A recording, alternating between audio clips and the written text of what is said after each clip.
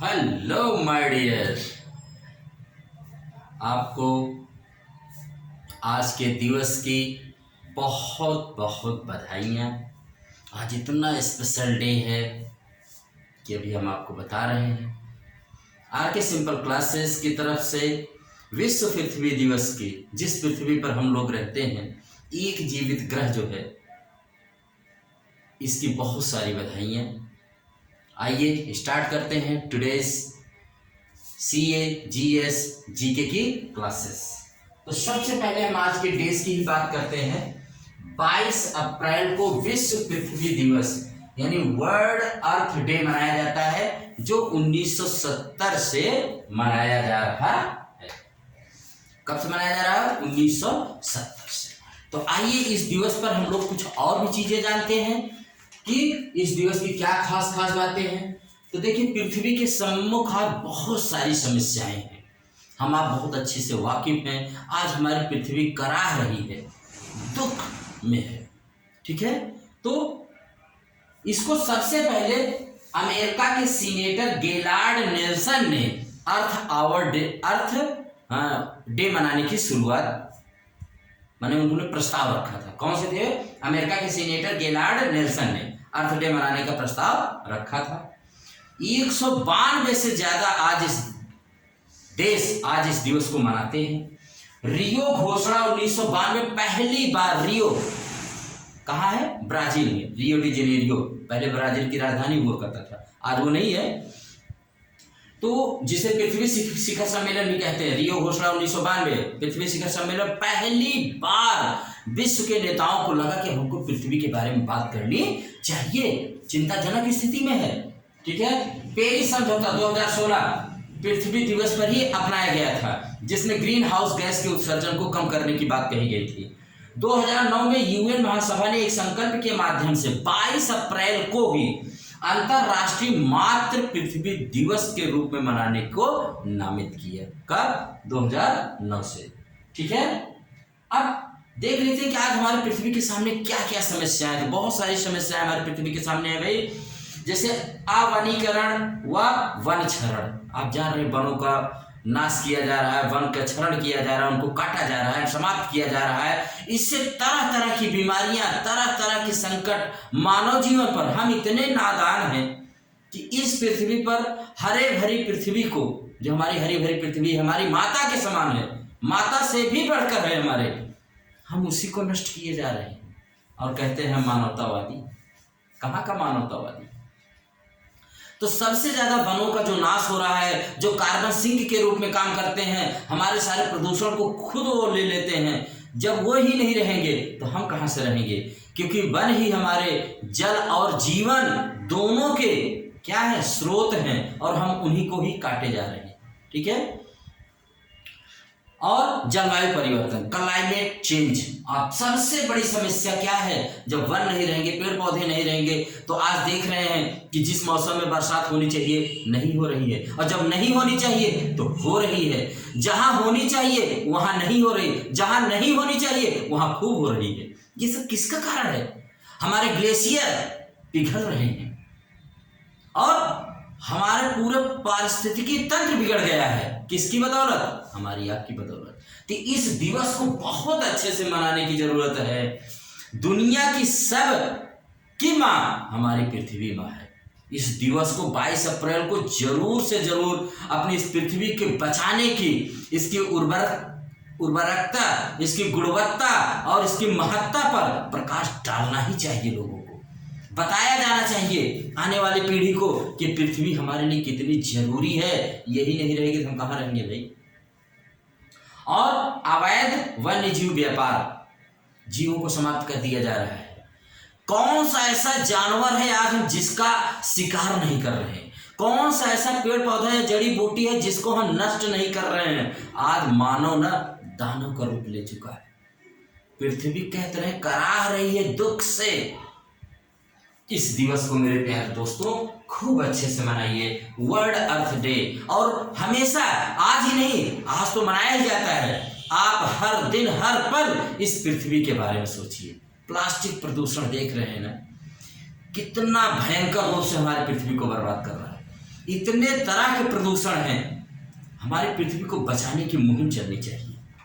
आप इसमें आगे आइए, ठीक है। अब पृथ्वी से रिलेटेड मैं आपको कुछ शब्दावलियां बताता हूं, जैसे अर्थ आवर। तो अर्थ आवर क्या होता है, तो जान लीजिए कि पृथ्वी के लिए 1 घंटा, अर्थ आवर का मतलब होता है पृथ्वी के लिए 1 घंटा। यह WWF यानी world wild life fund for nature के द्वारा शुरू किया गया एक पर्यावरणीय वार्षिक कार्यक्रम है, जो हर वर्ष मार्च के अंतिम शनिवार को मनाया जाता है। इसकी शुरुआत 2007 से हुई है। तो क्या है अर्थ आवर? अर्थ आवर में ये 180 से अधिक देशों के द्वारा ये मनाया जाता है। इसमें क्या होता है कि सब देश अपने समयानुसार, अपने स्थानीय समयानुसार रात 8:30 बजे से 8:30 से 9:30 बजे तक अपनी लाइट को बुझा देते हैं। पूरे विश्व में 180 से अधिक देशों में 8:30 से 9:30 बजे मार्च के अंतिम शनिवार को सारे बिजली के जितने इलेक्ट्रिक सामान, लाइट है, बुझा करके मनाया जाता है।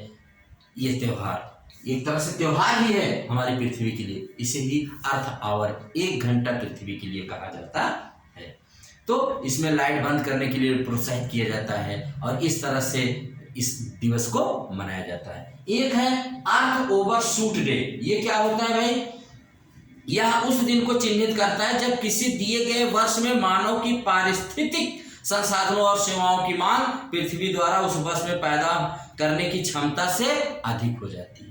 इसको सिंपल भाषा में ऐसे समझ लीजिए, जैसे मान लीजिए कि एक पृथ्वी जो होती है, पृथ्वी जितना भी संसाधन उसके पास है, मानव उसको साल भर में कब तक वो यूज कर सकता है, ये धीरे धीरे कम होता जा रहा है। जैसे ये पहले नवंबर दिसंबर तक जाता था, अब सितंबर अक्टूबर तक, माने धीरे धीरे कम होता जा रहा है। इतने दिन में ही पृथ्वी के जितने संसाधन है मानव यूज कर ले रहा है, यानी धीरे धीरे ये खतरनाक स्तर पर पहुंच रहा है।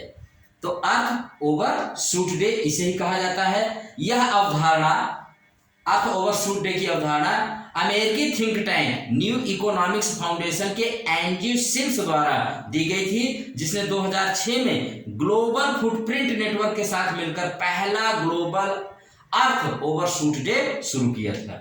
WWF ने 2007 से अर्थ ओवरशूट डे मनाना शुरू किया। इसको जैसे एक तरह से और मान लीजिए, इसको ऐसे मानिए कि जैसे एक खेत है, कोई चीज है, मान लीजिए छोटा सा खेत है, उसमें इतना अनाज होता था कि पहले पूरा परिवार खा लेता था साल भर, ठीक है। लेकिन अब उसी खेत में इतना अनाज होता है कि अब आप वो परिवार साल भर नहीं खा पाता, माने 1-2 महीने कम पड़ जाते हैं। धीरे धीरे यहाँ जनसंख्या मानव की परिवार बढ़ेगा, लेकिन वो धीरे धीरे कम होता। सेम वैसे ही पृथ्वी पर पहले जो था, जितने मानव थे उनके लिए जितने संसाधन थे वो साल भर के लिए पर्याप्त हुआ करते थे। लेकिन अब क्या है कि धीरे धीरे खिसक रहा है, धीरे धीरे बहुत नजदीक आता चला जा रहा है। इसमें कई महीने की कटौती हो गई है।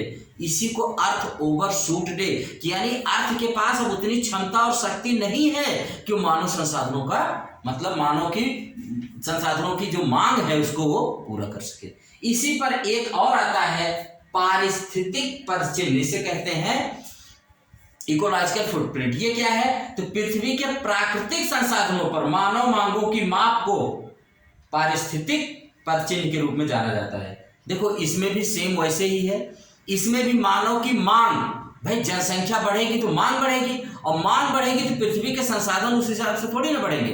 तो वो धीरे धीरे जनसंख्या जितनी बढ़ेगी, पारिस्थितिकी पदचिन्ह उतना ही कम होता चला जाएगा। तो इन तीनों शब्दों को भी आप जानते रहिएगा, बहुत इंपॉर्टेंट है हमारे आपके लिए इनको जानना। और उसके बाद हम आपको आज के सीए, और ये है पृथ्वी पर हमारा आज का डे 22 अप्रैल विश्व पृथ्वी दिवस पर। ये सब अर्थ आवर, अर्थ ओवरशूट डे, पारिस्थितिक पदचिन्ह, इनको आप जानते रहिएगा। इससे क्वेश्चन एक लाइन के बनते रहते हैं। अब बात है 1952 में भारत विश्व का पहला देश था जिसने क्या किया था भाई? परिवार नियोजन कार्यक्रम की शुरुआत की थी। आज हमारी जनसंख्या 142 करोड़ 86 लाख हो गई। हम विश्व के आबादी में नंबर 1 देश हो गए। देखिए इसमें कोई डरने की बात नहीं है। अभी विशेषज्ञों की मैं एक सुन रहा था तो उसमें बता रहे हैं कि भारत विश्व में हमेशा ही जनसंख्या और आर्थिक मामले में नंबर 1 रहा है। तो अगर आज हम आबादी में नंबर 1 हैं तो दिन दूर नहीं जब हम महाशक्ति, आर्थिक महाशक्ति में भी नंबर 1। ठीक है, लेकिन आपको ये याद रखने की 1952 में भारत सरकार विश्व का पहला देश था जिसने परिवार नियोजन अपनाया था और उसका नतीजा ये निकला कि हम नंबर 1 हो गए। ठीक, कभी कभार होता है किसी चीज का उल्टा नतीजा निकल जाता है। बात तो हो रही थी परिवार नियोजन की और हम निकल गए भाई एकदम आगे। अपने देश में भारत में 1996 से जनसंख्या आबादी को नियंत्रण करने के लिए काहिरा मॉडल लागू है। तो क्या है काहिरा? उसे काहिरा जो है मिस्र की राजधानी है। तो काहिरा मॉडल ये कहता है कि आप जनसंख्या को नियंत्रित करने के लिए जनता पर कोई जोर जबरदस्ती नहीं करेंगे, बल्कि आप जनसंख्या या आबादी के घटाने के लिए शिक्षा के माध्यम से आप जनता को जागरूक और प्रोत्साहित करेंगे, जोर जबरदस्ती नहीं करेंगे। यही है काहिरा मॉडल, अपने देश में 1996 से लागू है। ठीक है, इसको जानते रहिएगा। विजडन के 5 cricketers of the year. Wisden जो है इसे क्रिकेट की बाइबल कहा जाता है। दुनिया में खेल के जगत में सबसे मशहूर पत्रिका होती है विजडन, जो यूके बोले थे इंग्लैंड के द्वारा प्रतिवर्ष प्रकाशित की जाती है। इसमें जो 5 प्लेयर चुने गए हैं क्रिकेटर्स ऑफ द ईयर, उनमें अपने देश की हरमनप्रीत कौर जो पहले भारतीय महिला क्रिकेटर हैं जिन्हें Wisden cricketer of the year चुना गया। तो आप जानते रहिए कौन है? हरमनप्रीत कौर। और कौन 4 प्लेयर हैं जो इसमें चुने गए हैं, तो उनके नाम जल्दी से मैं बता दे रहा हूं। इसको जानते रहिए, विजडन को क्रिकेट की बाइबल कहा जाता है। दुनिया की सबसे महत्वपूर्ण खेल जगत की ये मैगजीन या पत्रिका है। टॉम ब्लेंडेल ये न्यूजीलैंड के विकेट कीपर बल्लेबाज हैं, ये भी टॉप 5 में है, मतलब 5 क्रिकेटर्स ऑफ द ईयर में। और न्यूजीलैंड के ही डेरिल मिशेल हैं जो ऑलराउंडर हैं। बेन फोक्स इंग्लैंड के विकेट कीपर और बल्लेबाज हैं। मैथ्यू पार्ट्स ये इंग्लैंड के तेज गेंदबाज हैं। और यही है 5 आपके हो गए। तो ठीक है, इन 5 को आप जानते रहिए, फिर से बता दे रहे हैं। हरमनप्रीत कौर हैं, टॉम ब्लेंडेल हैं, बेन फोक्स हैं, डेरिल मिशेल हैं, मैथ्यू पार्ट्स। ठीक है, ये 5 है, तो इनको आप जानते रहिए। कौन सी पत्रिका में? विजडन। अगला देखिए इसरो को आप लोग जानते हैं, इंडियन स्पेस रिसर्च ऑर्गेनाइजेशन। अपने यहाँ 2 संगठन को आप जरूर जानते रहिए, एक इसरो एक DRDO। ठीक है, इसरो जो होता है ये हमारे यहाँ उपग्रह छोड़ता है। कहाँ से? तो विशाखापत्तनम, आंध्र प्रदेश के विशाखापत्तनम के श्रीहरिकोटा से सतीश धवन अंतरिक्ष केंद्र से उसने टेलियोस 2 सिंगापुर का एक उपग्रह है जिसे आज उसने छोड़ा। सिंगापुर एशिया का सबसे ज्यादा प्रति व्यक्ति आय वाला देश है, बहुत ही। जहां सबसे नीचे नेपाल है वहीं पर सबसे आगे कौन है भाई? सिंगापुर है। ठीक है, तो उसके उपग्रह को तो सिंगापुर के टेलियोस उपग्रह को आज इसरो ने इसको श्रीहरिकोटा से छोड़ा। तो आप टेलियोस जानते रहिए क्या है? ये सिंगापुर का उपग्रह जो इसरो द्वारा छोड़ा गया। इसरो का जो HQ मुख्यालय है कहाँ पर है भाई? तो बेंगलुरु में है। ये उपग्रह छोड़ता है। और DRDO जो है अपने यहाँ मिसाइल का टेस्ट करता है, उड़ीसा के चांदीपुर से और व्हीलर आइलैंड से, जिसे अब doctor APJ Abdul Kalam island कहा जाता है। तो दोनों को जानते रहे, DRDO क्या बनाता है? मिसाइल बनाता है। और ये क्या करता है भाई?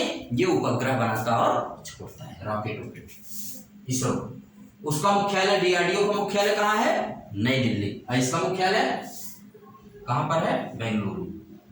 केरल के CM पिनराई विजयन ने कोच्चि में सहकारी आंदोलन और सहकारी समितियों के 9 दिवसीय प्रदर्शनी का उद्घाटन किया है। ठीक है, इसको भी जान जाइएगा। केरल जिसका पुराना नाम त्रावणकोर हुआ करता था, 14 जिलों वाला एक छोटा सा राज्य है। पढ़ाई में नंबर 1 है, सबसे ज्यादा साक्षरता दर अपने यहाँ वहीं पर है। कहाँ पर? केरल में है। ठीक है, केरल ऐसा राज्य है जहाँ पर महिलाएं ज्यादा हैं, पुरुष कम है जेंडर में। तो आप लिंगानुपात में महिलाएं वहां पर ज्यादा है, इसको भी जानते रहिएगा। और पिनराई विजयन वहां के सीएम हैं। ठीक, राहुल गांधी जिनकी संसद सदस्यता चली गई थी क्योंकि उन्होंने अपशब्दों का प्रयोग किया था मोदी जी के लिए। मोदी जी के लिए क्या, उन्होंने मोदी शब्द पर कहा था कि जितने भी मोदी हैं सब मतलब चोर होते हैं। और इस पर एक व्यक्ति ने जो मोदी समुदाय से थे उन्होंने सूरत कोर्ट में मानहानि का दावा इनके ऊपर केस कर दिया, जिससे इनको 2 साल की सजा हो गई और इनकी क्या चली गई, सांसदी चली गई, जिसकी वजह से दिल्ली के 12 तुगलक लेन में जो इनका सरकारी भवन, जितने भी एमपी होते हैं सबको दिल्ली में आवास मिलता है, तो इनको भी मिला हुआ था। चूंकि इनकी सांसदी चली गई, ये कहां से सांसद थे, केरल के वायनाड से, याद रखिए केरल के वायनाड से सांसद थे, तो वहां से इनकी संसद सदस्यता समाप्त हो गई है। तो आज ये अपना ये जानते रहिएगा 12 तुगलक लेन हो सकता है कभी चर्चा में रहे कि क्या चर्चा में रहा, यहीं पर वो रहते थे, यहीं पर उनका सरकारी आवास था, आज वो उसको खाली करेंगे। ठीक है, ये अगला है, पूरे भारत में आज अक्षय तृतीया मनाया जा रहा है त्योहार, और पूरे भारत में ईद उल फितर है, मीठी मीठी सेवई मुसलमान भाई बहनों और माताओं के द्वारा 1 महीने का रमजान रखने के बाद, रोजा रखने के बाद, जो रमजान का पाक महीना होता है, मुस्लिमों का सबसे पाक महीना रमजान माना जाता है। 1 महीने की कठिन तपस्या और व्रत के बाद आज वो लोग कल ईद का दीदार किए और आज ईद मना रहे हैं, मीठी मीठी सेवइयाँ सब खा रहे हैं। मेरी तरफ से भाई ईद की बहुत बहुत बधाई सभी को।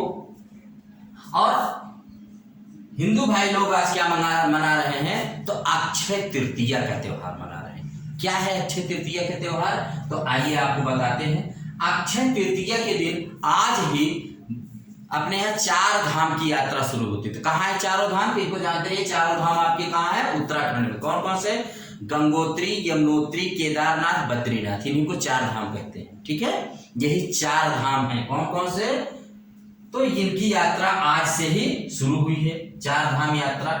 ठीक है, और अक्षय तृतीया का जो त्योहार होता है ना, सबसे पुनीत त्योहारों से एक माना जाता है। माना जाता है कि इस दिन किया गया दान, पुण्य और अच्छे कर्म का फल कभी नष्ट नहीं, क्षय नहीं होता है, अक्षय बना रहता है। तो आइए इसके पीछे कुछ कारण बताते हैं।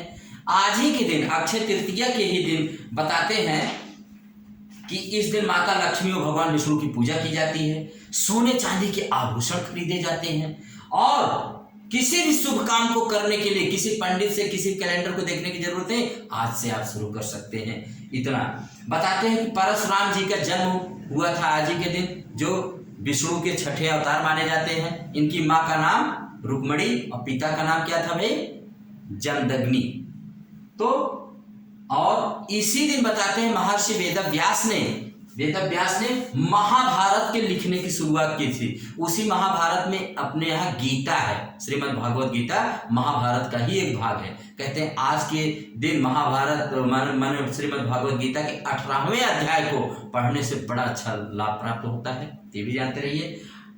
महाभारत और श्रीमद् भागवत गीता में 18 अध्याय है। क्यों 18 अध्याय, क्योंकि महाभारत 18 ही दिन लड़ा गया था, 18 दिन में समाप्त हो गया था। कौरव और पांडवों के बीच जो युद्ध हुआ था उसी को कहा जाता है महाभारत। तो इसे भारत का 5वां वेद कहते हैं, किसको, महाभारत को। इसी दिन कहते हैं कि भागीरथी ने माँ गंगा को पृथ्वी पर लाए थे, किस दिन, अक्षय तृतीया के दिन। और इसी दिन कहते हैं माँ अन्नपूर्णा का जन्म हुआ था।